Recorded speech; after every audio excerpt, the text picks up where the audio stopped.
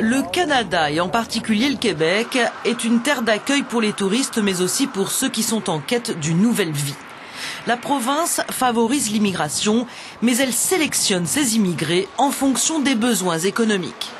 Nous, ici au Québec, on fait face à une réalité qu'on a une population qui est tout à fait vieillissante. On est moins de 8 millions ici au Québec. On a 700 000 emplois à combler d'ici les 3 prochaines années.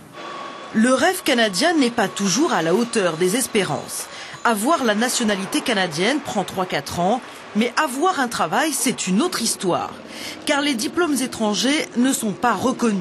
Seule possibilité, une formation complémentaire, mais là encore, aucune garantie. C'est ce qu'a souhaité nous raconter Face Cachée, cet Africain d'origine congolaise, formation pilote d'avion au chômage depuis plus de 3 ans. On vous donne un diplôme, mais on ne vous donne pas le travail. Qu'est-ce que vous faites? Entre-temps, vous ne pouvez pas récupérer l'argent que vous avez déposé. À l'époque, c'était 15 000 $. Aujourd'hui, c'est 50 000 $. Alors, vous donnez 50 000 $ à quelqu'un, à une école qui vous forme, qui vous donne le diplôme pour ne rien faire.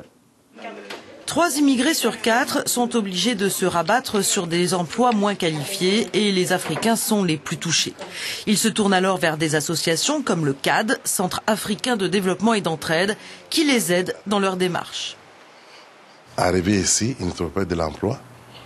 Un médecin devait aller à la manufacture, un ingénieur travaillait dans la manufacture, comme tout le monde.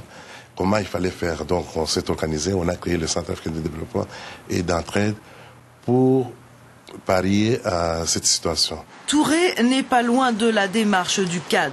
Il est arrivé au Québec il y a 38 ans. Aujourd'hui directeur de festival, propriétaire d'une discothèque, il a trouvé sa place en voulant aider ses compatriotes à s'installer au Canada.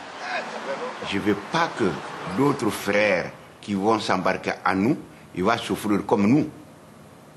Donc il faut créer quelque chose. Je n'ai même pas pensé pour faire des discothèques. Moi, je voulais créer un lieu, là où on peut faire un lieu de rencontre. Quand les gens viennent, au moins nous, on peut aller le guider, comment ils peuvent faire leurs papiers, comment ils peuvent marcher ici pour connaître de Montréal. En dépit des déconvenues, la politique d'immigration au Canada reste pour beaucoup un modèle. Encore faudra-t-il faire tomber les réticences à accueillir les émigrés les plus pauvres, y compris les réfugiés qui sont encore soumis à l'arbitraire des décisions.